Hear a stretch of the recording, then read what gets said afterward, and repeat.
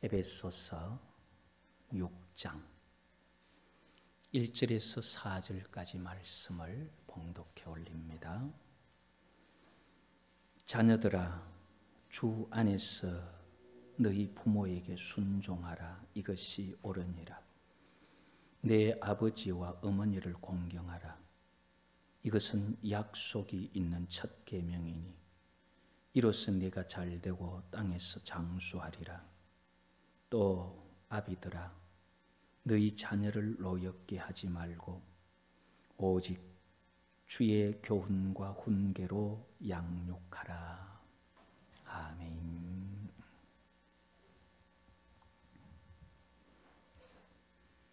성경 말씀은 죄인이 구원받을 길, 또 성경 말씀은 구원받은 사람들이 어떻게 살아야 하느냐, 그것을 일러주고 있음을 볼 수 있습니다. 오늘은 하나님의 사랑 입은 사람들이 가족들 간에 특히 부모에게 어떻게 해야 하느냐, 그것을 성경이 말해주고 있는 것을 살펴보려고 합니다. 에베소서 6장 1절에 보면 자녀들아, 주 안에서 너희 부모에게 순종하라. 이것이 옳으니라. 내 아버지와 어머니를 공경하라. 이것이 약속 있는 첫 계명이니. 1절을 반복하듯이 2절에 다시 말하죠. 1절과 2절은 조금의 차이가 있습니다. 자녀들아, 주 안에서 너희 부모에게 순종하라. 이것이 옳으니라 하는 이 1절은 미성년자들을 대상으로 해서 하는 말씀이에요. 휘파쿠오라는 이 순종하라 이 말은 권위 아래서, 그 사람의 한 단계 아래서 또는 하급으로서 그 말을 듣고 따르라, 그 말이에요. 그렇기 때문에 어린 아이들, 아직 성년이 되지 못한 그들에게 부모에게 순종하는데 주 안에서, 하나님 말씀 안에서 부모님 말씀을 너보다 낮게 생각하고 그리고 그것을 따라라. 이것이 자녀가 부모를 대하는 옳은 행동이다, 그 말이에요. 성경은 미성년자인 어린 아이들은 부모에게 가르침을 받아라, 따르라, 순종하라, 그렇게 말하고 그 부모의 권위를 인정하라고 그런 단어로 사용하고 있습니다. 그런데 권위라는 것을 없애버리는 것이 오늘의 문화입니다. 부모는 아직 미성년자에게 어떤 의무가 있느냐 하면은 바른 길로 인도해야 할 의무가 있어요. 아이들은 뭐가 뭔지 잘 몰라요. 그러니까 그들을 바른 길로 인도해야 할 의무를 하나님께서 자녀를 주실 때 부모에게 그 의무를 주신 거예요. 그래서 부모는 자녀를 바른 길로 인도하는 과정에서 자녀가 순종하지 아니하면은 매를 쳤으라도 바르게 인도해야 할 의무가 있습니다. 잠언 22장 15절 말씀을 우리 같이 한번 찾아보십시다. 부모가 자녀를 교육하는 데 있어서 어떻게 해야 하는지. 22장 15절 우리 다 같이 읽습니다. 아이의 마음에는 미련한 것이 얽혔으나 징계하는 채찍이 이를 멀리 쫓아내리라. 부모가 자녀를 교육하고 바른 길로 인도하는데 자녀들이 순종하지 아니하면은 징계하는 채찍이 그 마음에 미련한 것을, 죄악된 것을 걷어내고 쫓아낸다는 거예요. 사람의 마음에는 아이뿐만 아니라 너나 할 거 없이요. 우리 어른들도 똑같아요. 조금만 틈이 나면 게을러지고 싶고, 조금만 틈이 나면 놀고 싶고, 나태해지고 싶은 게 사람이에요. 아직까지 어린 아이들, 자꾸만 하기 싫어하고 바른 길보다 쉬운 길 가려고 할 때 채찍이나 매는 그 아이를 바르게 만들어 갑니다. 우리 잠언 29장으로 한번 넘어가 볼까요? 29장 15절에는 분별 없는 자녀 사랑이 어떻게 되는지 말하고 있습니다. 잠언 29장 15절 우리 같이 읽어봅니다. 채찍과 꾸지람이 지혜를 주거늘 임의로 행하게 버려둔 자식은 어미를 욕되게 하느니라. 자식을 바르게 인도하고 그가 지혜로운 아이가 되게 하는 데는 채찍과 꾸지람, 그거는 잘못이야. 그렇게 하면 안 돼. 책망이 있어야 돼요.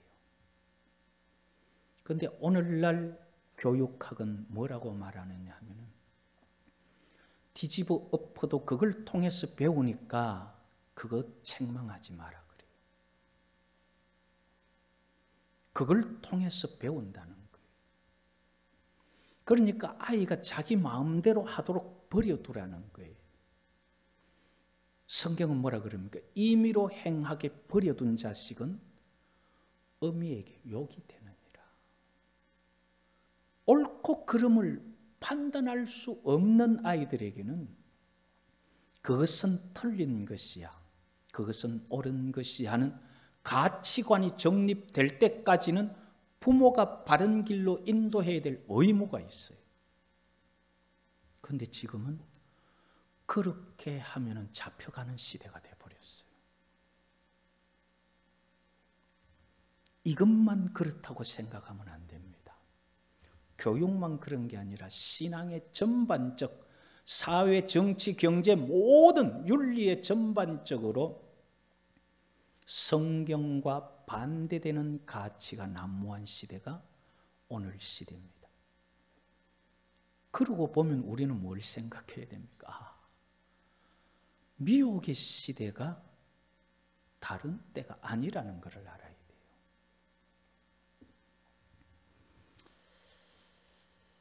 부모는 자녀를 바른 길로 인도해야 되고 자녀는 그 부모에게 순종하는 것이 옳은 것이다. 그 다음에 에베소서 6장 2절에 보면은 내 아버지와 어머니를 공경하라. 이것은 약속 있는 첫 계명이니. 1절과 반복되는 것 같지만 이건 이제 성년인 자녀들에게 하는 말씀이에요. 이제 성인으로서 사회에 자기 역할을 하고 있는 자녀들에게는 아버지와 어머니를 공경해라. 이것이 약속이 있는 것이다. 이것 지키면 하나님께서 주시는 복이 있다. 그렇게 말합니다. 여기에서 공경하라는 말은 어떤 의미가 있냐면요, 높이 평가하다 그런 말이에요. 또는 값비싸게 또는 명예를 준다. 그래서 공경한다, 또 존경한다 그런 말이에요. 자녀들이 나이가 들면은 당연히 부모들은 늙어갑니다. 자녀가 성장하고 나이가 들고 이제는 생각하는 것이 부모보다도 낫고 판단도 여러 가지 지식으로도 사회적인 지위로도 부모보다 낫다고 할지라도 부모를 공경해라. 높이 평가해라. 아버지가 초등학교 교사를 하면서 자식을 키웠는데 이제 자식이 대학 교수가 되었다 할지라도 아버지를 존경해라 이 말이에요. 그게 자녀가 자기 부모에게 해야 하는 거예요. 비록 분별력이나 판단력이 부모가 자기보다 좀 못하다고 해도 무시하지 마라 그 말이에요. 높이 평가하라 그 말은 무시하지 마라 그 말 바꾸면 부모를 공경해야 하는 이 공경에 대해서 성경은 여러 가지로 말합니다. 레위기 19장 3절에는 어떻게 말씀하느냐 하면은 너희 각 사람은 부모를 경외하고 나의 안식일을 지키라. 부모를 경외해라. 자, 부모를 공경하는데 어떻게 부모를 높이 평가해야 되는? 첫 번째는 부모를 경외해라. 두려워해라. 야레라는 말이 두려워해라. 출애굽기 21장 17절에는 자기의 아버지나 어머니를 저주하는 자는 반드시 죽일지니라. 부모를 저주하지 마라 그 말이에요. 부모를 공경하는데 첫 번째는 부모를 두려워해라. 두 번째로는 부모를 저주하지 마라. 저주하는 자는 반드시 죽일지니라. 이 저주한다는 이 말을 조금 강하게 번역해서 저주라고 했는데요. 이 말 자체는 칼날이라는 말로서 가볍게 여긴다 그 말이에요. 부모를 가볍게 여기지 마라 그 말이에요. 원뜻 그대로 본다면 부모를 가볍게 여기는 자는 반드시 죽여라. 오늘날 시대 지금 우리 문화하고 뭐가 거리가 많이 멀잖아요. 아마 어린 아이들에게 이런 이야기 했으면 아이고 너 그 교회 가지 마라 그럴 거예요 아마. 그러나 옳고 그른 것이 무엇인지를 벌써 우리부터 그것을 인지하지 못한다면 자녀에게 가르칠 수가 없어요. 지금 시대는 무엇이 옳은 것인지 무엇이 그른 것인지 모르고 미친 시대가 되어 있는 그런 때가 오늘날입니다. 그러나 성경이 말하는 옳고 그름을 우리가 분명히 안다면은 성경이 말하는 가치관을 내가 분명하게 확립시킨다면은 우리는 더 나아가 영을 분별하는 분별까지도 할 수가 있습니다. 부모를 저주하는 자 반드시 죽여라. 이 말은 부모를 저주하면 안 된다. 아니, 도대체 그런 권위 누가 주었느냐? 꼬리타분하게. 그 하나님 주신 권위예요. 꼬리타분한 게 아니라 하나님께서 그렇게 하면 안 된다. 그게 옳은 거다. 그렇게 주신 권위예요. 레위기 20장 9절에는 뭐라고 말하느냐 하면요. 만일 누구든지 자기 아버지나 어머니를 저주하는 자는 반드시 죽일지니 그가 자기의 아버지나 어머니를 저주하였은즉 그의 피가 자기에게로 돌아가리라.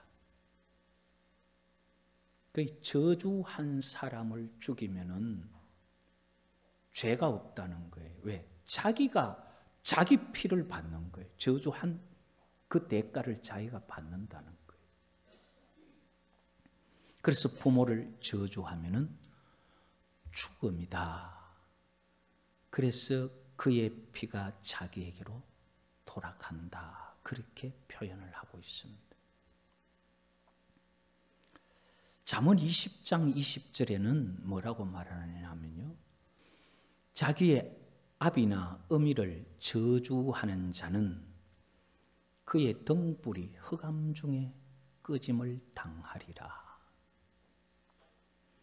아버지나 어머니를 저주하는 자는 그의 등불이 흑암 중에 꺼짐을 당한다는 거예요. 등불은 어두움에서 빛을 비추는 거잖아요. 정작 등불이 필요할 흑암 중에서 등불이 꺼져가는 거. 이것을 우리가 그대로 성경대로 보면 등불이지만은 소망이 꺼져가는 거.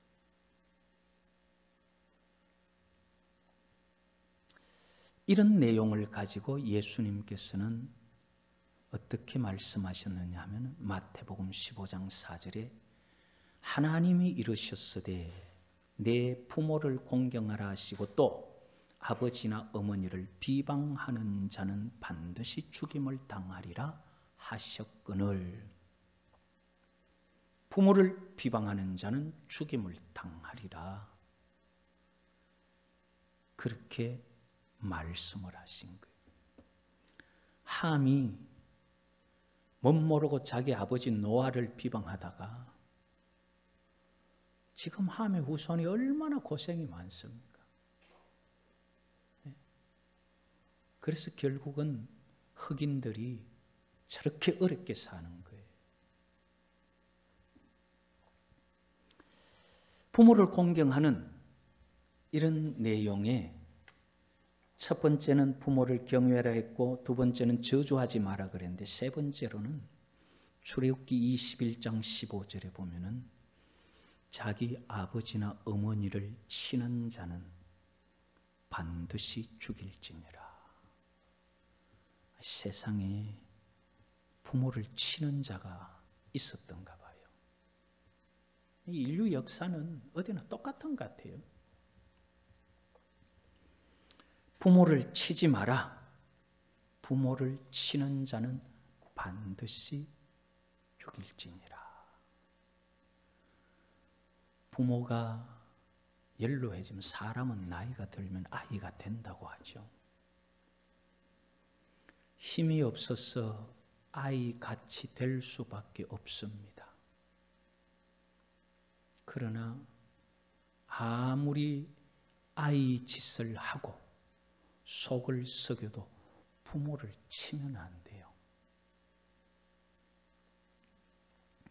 부모는 자녀를 키울 때에 바른 길로 인도해야 할 의무 때문에 매를 들고 채찍을 들 수 있지만은, 부모가 아무리 나이 들어서 아이같이 되어도 치면은 안 되는 거예요. 그러면은 하나님께서 그를 죽여라. 이게 성경이 말하는 겁니다. 어쩌면 우리 시대에는 너무 말 같지 않은 말일지 모르겠어요. 그러나 성경은 이것이 옳은 것이다, 그렇게 말씀하십니다. 이렇게 부모를 섬기고 공경할 때에 하나님께서 약속하신 게 뭐냐면은 출애굽기 20장 12절에 내 부모를 공경하라. 그리하면 내 하나님 여호와가 내게 준 땅에서 네 생명이 길리라. 산소 마스크 쓰고 생명 연장한다고 그럴 필요 없고, 부모 잘 섬기면 하나님께서 건강한 생명을 연장해서 오래 살게 하시는 장수의 복이 부모 공경에 있습니다. 신명기 5장 16절에는 내 부모를 공경하라. 그리하면 내 하나님 여호와가 내게 준 땅에서 내 생명이 길고 복을 누리리라 그랬어요. 하나님께서 주신 여러 가지 복, 이거는 복이라는 이 개념에는 필요한 게 다 있어요. 물질도 복이죠. 그런데 물질보다 더 큰 복은요, 우리가 살아가는데 하나님께서 늘 곁에서 우리를 인도해 주시고 책임져 주시는 복. 그 복이 부모를 공경하는 그들에게 하나님 약속하신 거예요. 부모에게 효를 다하면서 성도의 바른 삶을 살아간다면 하나님의 사랑받는, 부모는 연로해서 자녀에게 사랑을 주고 싶어도 못 줄 때 있어요. 사랑 준다고 하는 말이 상처 줄 때도 있습니다. 그러나 하나님 말씀대로 그렇게 하면은 하나님께서 그 사람을 복 주시고 사랑하시겠다. 주님 주시는 복이 우리 남은 생애에 충만할 수 있기를 여호와 이름으로 축복합니다.